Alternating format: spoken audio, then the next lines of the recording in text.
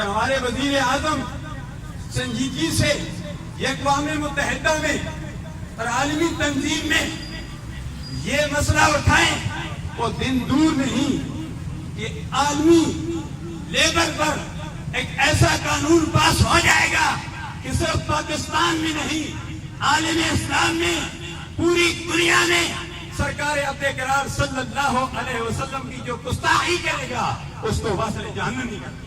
نعرہ تکبیر، نعرہ رسالت، غلام ہے غلام ہے غلامی رسول میں موت بھی قبول ہے۔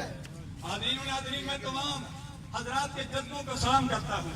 میں نماز جمعہ پڑھانے لگا تھا، تھانے سے میری طرف فون آیا کہ حقانی صاحب ہم نے نفری بھیجنی ہے۔ کیا پروگرام ہے؟ ہم نے کہا ہمارا پروگرام ہے، ہم نے احتجاج کرنا ہے، ہم نے احتجاج ریکارڈ کرنا ہے۔